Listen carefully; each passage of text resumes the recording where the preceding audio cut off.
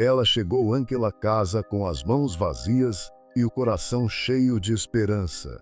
Saiu de lá com tudo, a fortuna, o nome e o sangue de uma família inteira nas mãos. O que aconteceu entre esses dois momentos é uma das histórias mais perturbadoras que você vai ouvir. Uma mulher simples, sem dinheiro, sem perspectiva, contratada para limpar, cozinhar e cuidar da casa de um homem rico. Esse era o começo.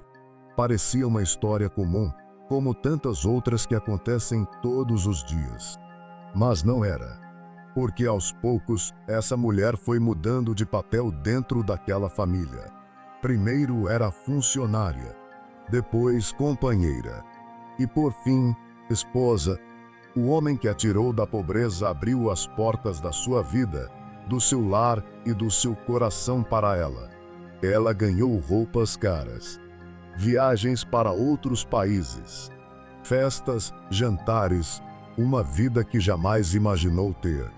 Tudo parecia um sonho, mas os sonhos têm um preço. E quando esse preço começou a ser cobrado, algo dentro dela não quis pagar. O que se seguiu não foi uma briga de casal, não foi uma separação comum. Foi um plano, frio, silencioso e devastador. Um plano que terminou com 3 pessoas mortas dentro de uma academia de ginástica, numa noite que ninguém esqueceu. O marido, a filha, o filho, todos assassinados de uma só vez. E no centro de tudo, ela, Berenice, a mulher que entrou naquela família como empregada e tentou sair como herdeira de uma fortuna de quase 200 milhões de dólares. Esta é a história da viúva negra do México. E ela vai te mostrar até onde a ambição humana é capaz de chegar. Fique até o final, porque essa história tem detalhes que vão te deixar sem palavras. Para entender o que aconteceu naquela noite fatal, precisamos voltar a um começo, ao momento em que tudo começou a mudar. Berenice Alanes Morales era uma jovem simples. Cresceu sem muito dinheiro, sem grandes oportunidades, sem um caminho claro pela frente. Como tantas outras pessoas que precisam trabalhar desde cedo para sobreviver, ela buscava qualquer oportunidade que aparecesse. Foi assim que ela chegou a ter Jacobo Quezada. Jacobo era um empresário bem-sucedido na cidade do México. Tinha prédios, terrenos, negócios, academias de ginástica. Havia construído sua fortuna com anos de trabalho e determinação. Era pai de 2 filhos, Patrícia, de 26 anos, e Jacobo Júnior, de 25. Ambos participavam dos negócios da família. Era uma família estruturada, estável, com raízes sólidas. Em 2003, Berenice foi contratada para trabalhar em um dos estabelecimentos de Jacobo.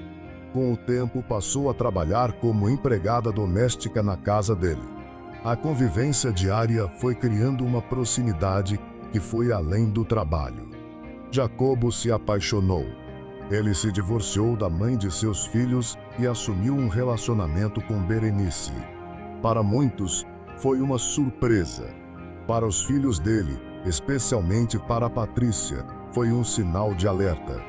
Desde o início, a filha mais velha desconfiava das intenções de Berenice. Acreditava que aquela relação tinha mais a ver com dinheiro do que com amor.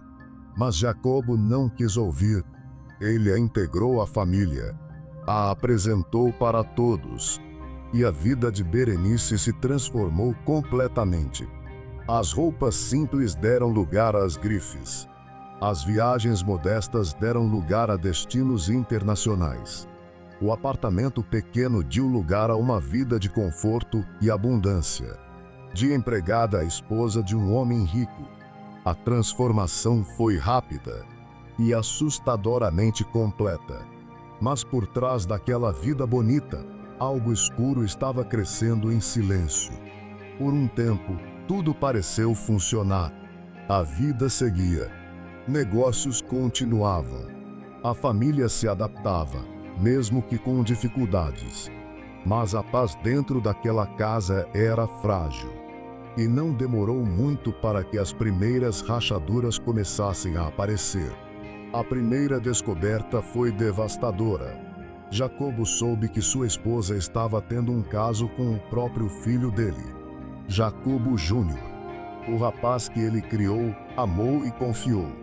A traição não veio de um estranho, veio de dentro da sua própria família, de dentro da sua própria casa. Aquilo destruiu algo profundo em Jacobo. A dor de um pai que descobre uma traição dessa natureza não tem palavras. Não é apenas uma questão de amor perdido. É uma ferida que mistura humilhação, raiva e confusão. O mundo que ele havia construído começou a desmoronar por dentro. Mas não parou por aí. Pouco tempo depois, Jacobo descobriu outra traição. Desta vez, com uma treinadora de uma de suas próprias academias. Berenice havia se envolvido com mais uma pessoa fora do casamento. O padrão estava claro, e Jacobo não podia mais ignorar. Foi então que ele tomou uma decisão. Ele chamou seu advogado e alterou o testamento. O nome de Berenice foi retirado da herança. Bens, as propriedades, o dinheiro, tudo ficaria para os filhos. Além disso, ele começou a cortar o acesso dela aos recursos financeiros, as compras caras, cartões, o estilo de vida que ela havia se acostumado a ter. Para Berenice, aquilo foi inaceitável. Ela havia deixado para trás uma vida simples. Havia construído uma nova identidade em torno daquela riqueza. E agora, tudo o que conquistou corria o risco de desaparecer. E foi nesse momento que algo dentro dela mudou para sempre. Berenice não pediu divórcio. Não procurou um advogado. Não tentou resolver a situação de forma pacífica. Em vez disso, fez algo que ninguém esperava. Ela propôs uma reconciliação. Sugeriu um jantar na academia de ginástica. Uma reunião de família. Uma chance de recomeçar. As palavras eram suaves. O gesto parecia sincero. Mas por trás daquele convite, havia algo muito diferente de paz. Filhos de Jacobo não queriam ir.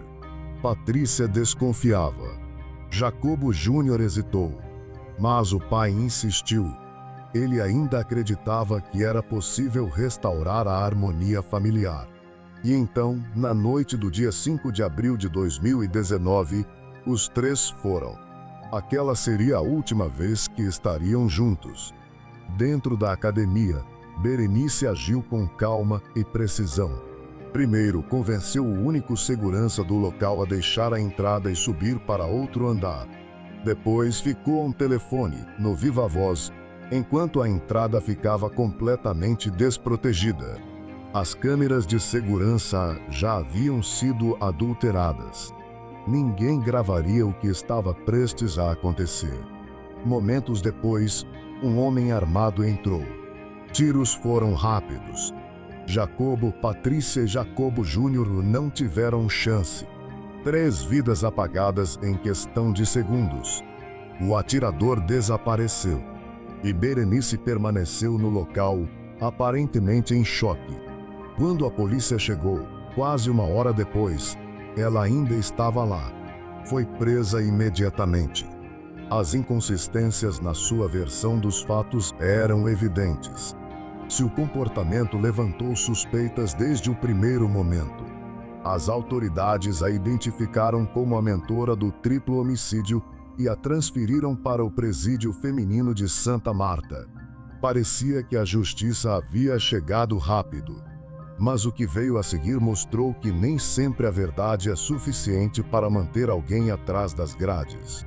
A prisão de Berenice durou pouco. Durante o processo judicial, os promotores cometeram erros graves. Falhas nos procedimentos, documentos mal preparados, detalhes técnicos ignorados. O juiz analisou o caso e determinou que os requisitos legais para manter a prisão não haviam sido cumpridos corretamente, e com isso ordenou a sua libertação. Berenice saiu pela porta da frente.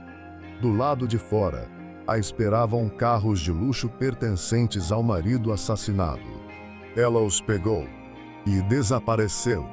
Por quase 3 anos, Berenice viveu foragida. Mudava de cidade constantemente. Trocava de endereço.